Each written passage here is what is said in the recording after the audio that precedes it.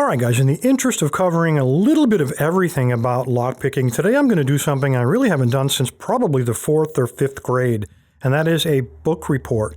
This is a brand new book. It's been out for about 2 weeks. It was printed in a limited run by Artisan Ideas up in New Jersey.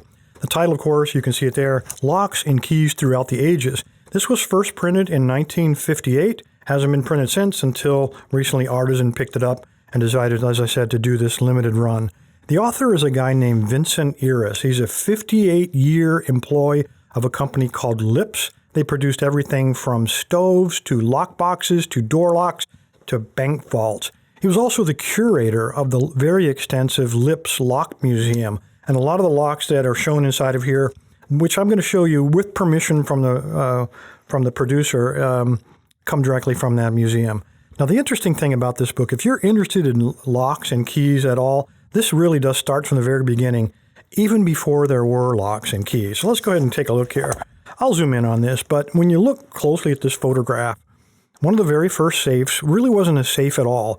What they did is, in India, they created an indoor pond, and then they sealed their valuables inside of a container and sealed it with wax and stored it inside of a shallow pond. And then they populated the pond with, you got it, crocodiles. So I can only see how that would work out for me in my house. My wife, we'd be laying in bed and she would say, "Oh goodness, I forgot to put away my jewelry. Can you take care of that?" And I'd have to, go downstairs in my underwear, do a Crocodile Dundee kind of thing, dig it up, put everything back, and then repopulate it with all the crocodiles. No way. So anyway, I thought it was kind of an interesting story. A lot of little anecdotes throughout the book like that. The guy has quite a sense of humor. We start looking also at Egyptian locks. When you take a look at this guy, and in fact, when you take a look at this one, you can see that some of the very earliest locks, again, all hand-carved out of wood, totally out of wood. And then this little thing on the bottom here, it looks like a hairbrush or a comb. And again, all out of wood with little dowels that represent the cuts on a key. You'd slide it in the groove, and then you push up the wooden dowels or wooden pegs on the inside of the lock, and then actually pull the hasp open. Really, really interesting stuff. Here's another shot of it. Really cool. It'd be like carrying around, a bunch of hairbrushes. If you got more than one key, it'd be like a bag of hairbrushes on your back. So pretty interesting stuff. Never really thought about how those old locks worked. We keep going through the book. Another thing I never thought about, I have traveled all over the world, and I have probably seen hundreds of these city crests or coat of arms or aristocratic type seals that all had keys on them. I never gave them a second thought, but again, reading through this section, a lot of these cities, had locks and keys and security as part of their culture, part of what they did in that town. Here, I've been to Geneva countless times, and in fact, this remains one of their, this remains their current seal. And I never really thought about it, but think about it: banking, Switzerland. I mean, the two fit together. Even down here in Russia, they had one called Schlüsselburg. I mean, Lockville, basically. I mean, pretty cool. Never gave it a thought, but he goes through that in some detail, and he gives some examples of what the crests look like. Moving on, we go into keys, and one of the really interesting ones has to do with what they call the key of Loch Leven Castle. Now, Loch Leven Castle, I'm sure everybody knows this from school, is where Mary, Queen of Scots was held, and she made her escape with the help of a young William Douglas. She made one attempt to escape, failed. Then William Douglas actually stole this key, and helped them escape. And then as they exited the castle, he locked the gate behind them to prevent pursuit. So pretty ingenious young man. But they managed, and then he took the key and he threw it into the lock. The key was later recovered. Here's a drawing or an etching of it, and there's some really interesting things about this key, and that's the purpose of what this whole write-up is about. This key has some really interesting design elements. When you take a look at it, you'll notice this is what's called the piping. Now, usually we find piping with one single hole. This one actually has 3. And then down at the bottom, we also have another piece of piping. There's the internal mechanism. So the piping had to grab a hold of the 3-element part, and then the bottom had to seize the mechanical part in order to tension the lock. And then, of course, there was what they called bushing, and we call it warding today, that the key had to pass through. Really, really interesting. Guys, that happened in 1568. My goodness, that level of technology from way back then, I just found that to be quite amazing. Continuing on through here, when we got locks, obviously at some point you're going to move into padlocks, and he explains how a lot of their high-quality locks came out of primarily Italy and Spain, but he gives a lot of examples here. A lot of these locks had what are called hidden compartments. So we had a double shackle lock here, and then there was a compartment or a secret keyhole, and they were disguised. It looked like a real keyhole, but it wasn't. So really interesting way. You had to really know what you were doing to get into some of these pretty complex mechanisms. Again, these are super old locks. You know, these are some of the same technologies that we end up using today as well. When we talk about keys, not only do we have design elements of the part that goes in the lock, but look at how intricate some of these things are. These were very special items. I mean, they were one-offs. They didn't just mass produce these and, you know, cut them out a dozen at a time on a cutting machine. A lot of these were made with valuable metals with silver and gold inlays. Just beautiful, almost works of art inside of themselves. Again, I never really put a lot of thought into keys, but there's quite a section here on different types of keys and key profiles. We move along. We start talking, we've got locks, we've got padlocks, and then we go into kind of a rare thing, and that would be ancient money safes or small safes that people way back in the day used to put their money in.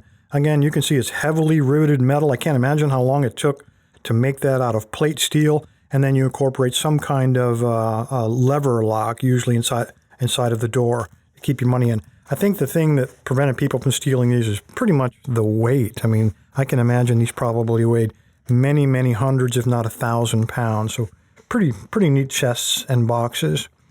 Moving on from there, of course, we start getting into more intricate and secure locks. And of course, all the really good locks came out of the UK, and that's primarily because, well, like Australia, it's populated mostly by criminals, and a lot of crime was going on there. I'm from Texas, and by the way, that also was populated primarily by criminals, so I'm kind of throwing a rock at myself here, but a guy named Joseph, now I'm going to get this wrong because there's actually two ways to pronounce this. I'm from Texas. I'm going to call it Brahma, as in Brahma Bull.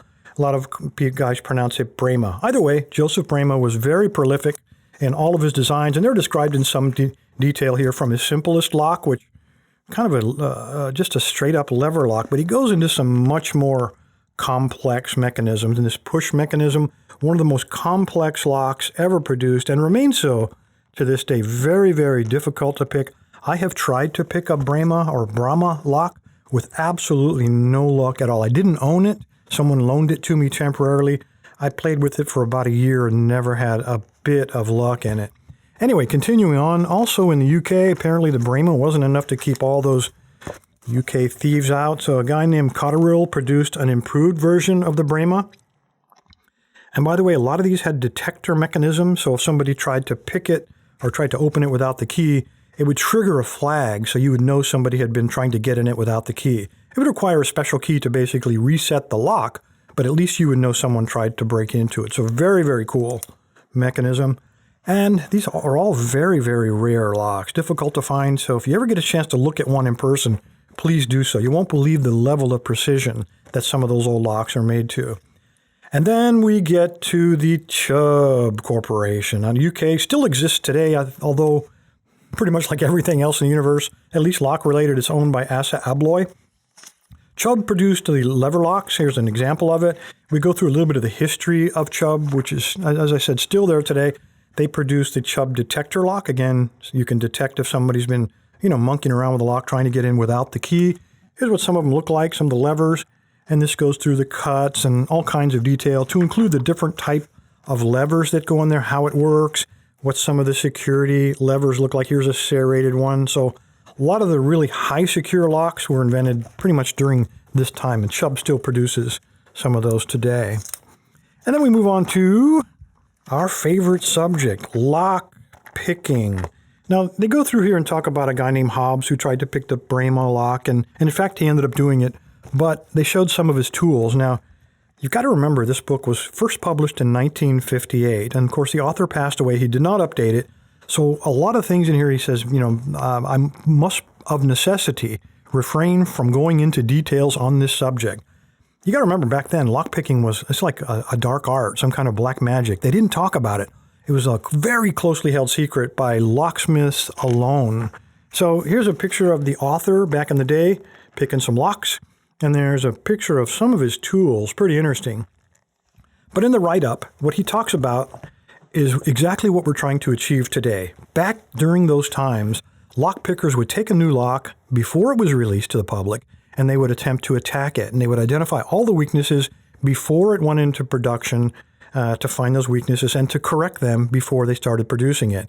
You know, things have come around, a complete circle. Now we're at the point to where, manufacturers are releasing locks, and then guys like us are doing that picking thing and said, hey, there's a huge security gap. You just missed it. Anyway, there we go. That's all to really talk about in the picking section.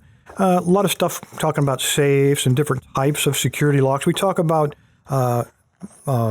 multi-keyed locks primarily for safe deposit boxes. So they're pretty interesting. They're basically doubles of the same lock. And then we get back into a little bit dated. They start talking about chronometer or time locks.